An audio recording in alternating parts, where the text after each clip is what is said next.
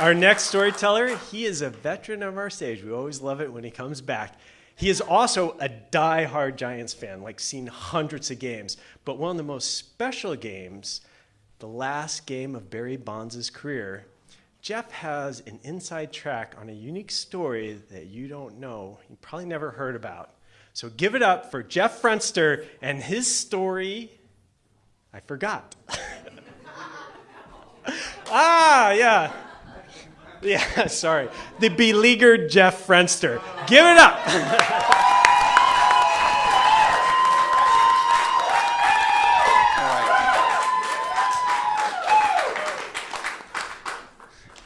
I gave up on the chance to change the title at the last second.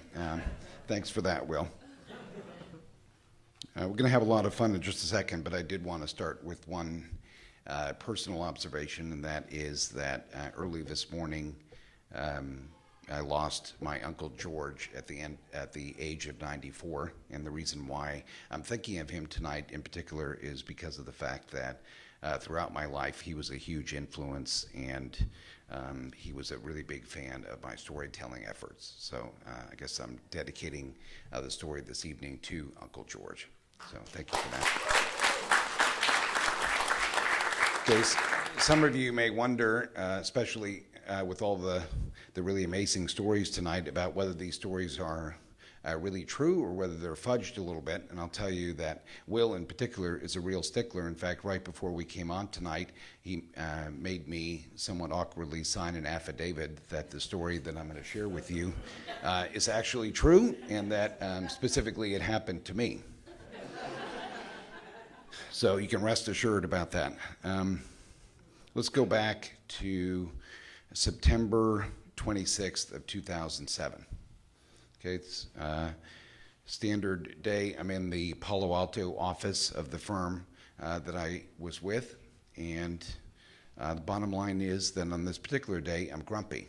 Okay, now just to give you a context, I don't make a practice out of being grumpy at work. I'm kind of professionally positive, and I do genuinely enjoy my job. But there's a specific reason why I was grumpy this evening on this day. It's because very uncharacteristically, I didn't make the cut for one of the activities with our new associates. So we bring in probably 15% of the firm every year in the fall, and we do a lot of activities with them to help them bond and kind of get acclimated to the firm. And it really kind of hurt doubly for me because I'm sure the jersey doesn't give it away, but as Will said, I'm a huge Giants fan. I've been going my whole life to Giants games.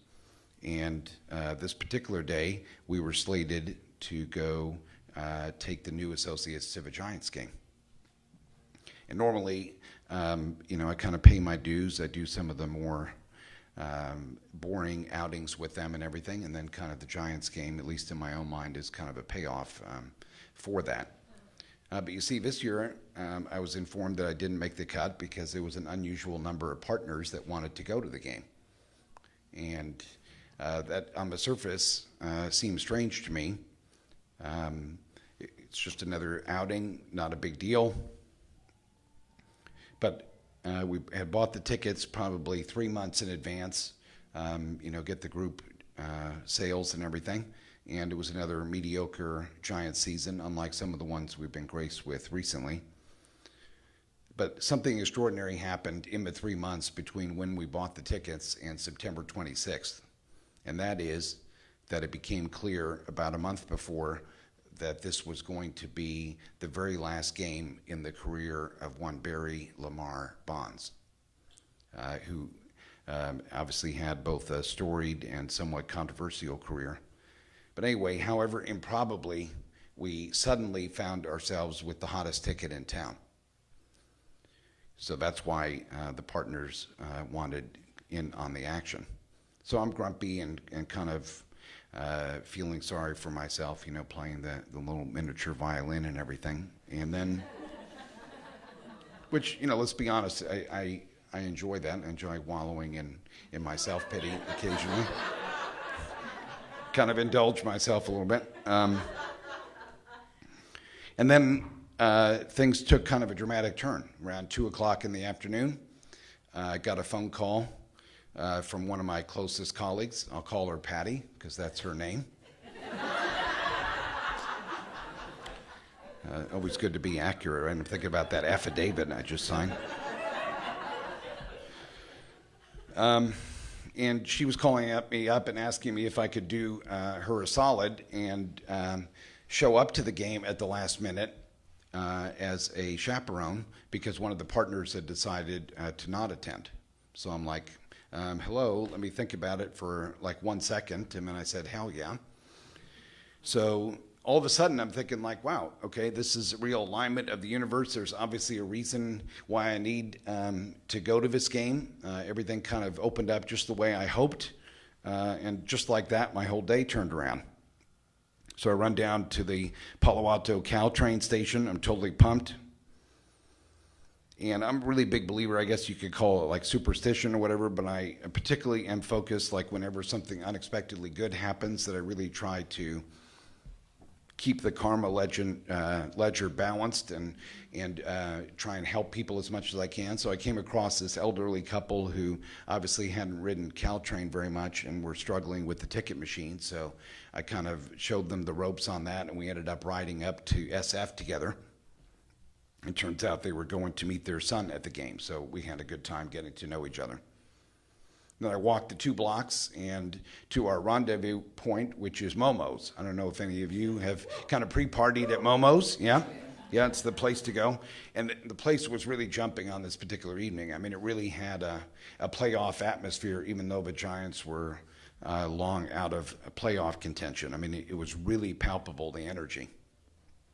So I locate my group. They're out on the patio, and it looks like they're all having a good time. It's readily apparent to me that they've been partying for a while. By my estimate, I would say like at least an hour, based on empirical evidence. So obviously in that scenario, for me, there's only one thing to do, which is to catch up, right? So one member of the party hands me a beer, like a big beer, like probably 16, 18 ounces, something like that. And I guess in an attempt to really bond with the group, I kind of shirked all of my responsibilities as a chaperone and decided to see if I still have my old college form. And I promptly chugged the beer in like 2 or 3 seconds. People were quite impressed, and then the next thing that happened was someone handed me another beer, and the whole group was yelling, chug, chug, chug.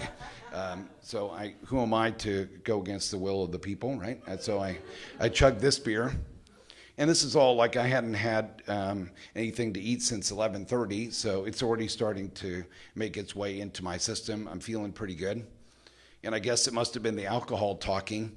It's the only reason I can think of as to why I decided that it would be a really good idea at that point to have sex on the beach with a red-headed slut.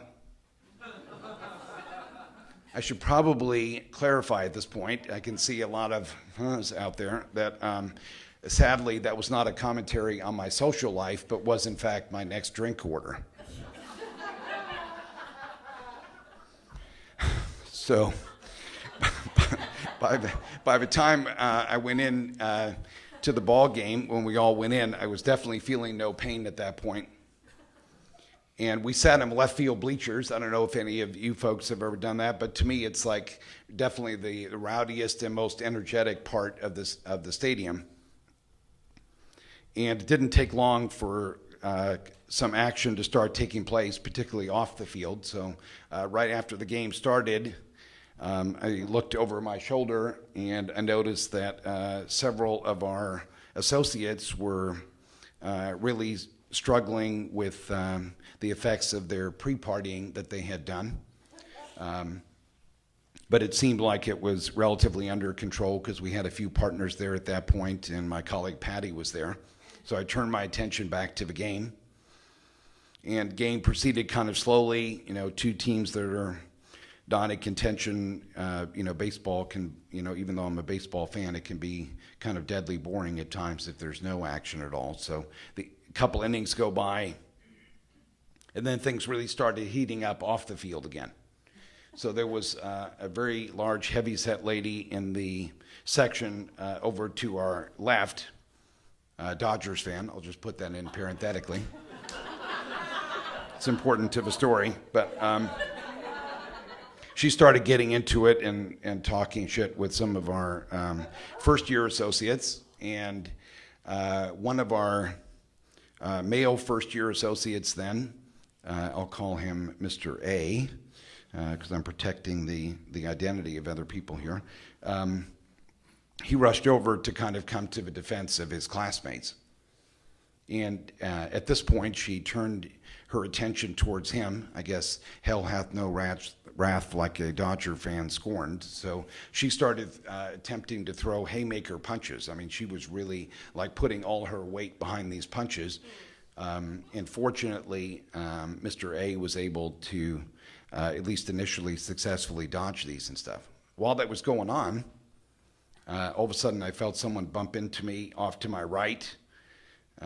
Another first-year associate, I'll call her Miss C, sat down next to me and asked me really an out-of-the-blue question. She said, Jeff, I have a question for you. And I said, okay. I probably slurred it, honestly, at that point. And she said, will I be fired if I jump on the field? That's the 5-minute warning, right, Justina? Okay, wow. Will I be fired if I jump on the field? And, of course, the only thing I could do, heaven knows why, I stammered out, no. So then she goes skipping away, and I think nothing of it, and I turn back and I look, and the action's really hot and heavy with Mr. A is successfully ducking these punches and everything like a pro boxer. He's bobbing and weaving there. And at this point, the security guards rush up to break up the melee. And while I'm watching this engrossing action, all of a sudden, another one of my colleagues pokes me in the ribs and says, dude, you need to see this. And I turn and pretty astonished by what I see. It's a woman running from the left field wall where we're sitting in the general direction of Barry Bonds. And I like to pride myself in general on my command of the English language. I'm a huge fan of it, but in this addled state, the most eloquent thing I could come up with is, I don't fucking believe it. Miss C is on the fucking field. And all kinds of things started flashing through my mind then. I thought, like, dude, you realize, right, and this is even, cutting through the alcohol, it's kind of like an instant buzzkill. Dude, you do realize now that, however inadvertently, you're a co-conspirator in this thing, right? Because all you had to do was say, yes, you would be fired, and then she wouldn't jump on the field, okay? How did I feel? I kind of felt like Ray in Ghostbusters when everybody is saying, like, I didn't think of anything. Ray, what did you do? When the Stay Puft Marshmallow Man is coming to kill them all. Everybody's looking at me like, dude, what did you do? And so that's how that evening finished. And I knew at the time that was not going to be the end of it. So September 27th came, and I started my day by an hour drive back to the San Francisco office, honestly really feeling hungover for understandable reasons based on my drink consumption the night before. And I'm greeted by a young associate greets me and says, good morning, Jeff. I just want to let you know that Jay, one of the senior tax partners, knows everything that happened last night, and he's pissed. So, long story short, over the next couple days, well, particularly that day was bad, like around 10 in the morning, someone found on the USA Today website, on the sports section, they had Miss C on the front page of that with Barry Bonds in the background. So just great. Fortunately, she wasn't wearing any stuff from our firm, so I felt like we dodged that. And then really kind of the high point of the wave came at 1 o'clock that afternoon when someone discovered a YouTube video that someone in right field had filmed of the whole thing. It actually has around 250,000 hits now.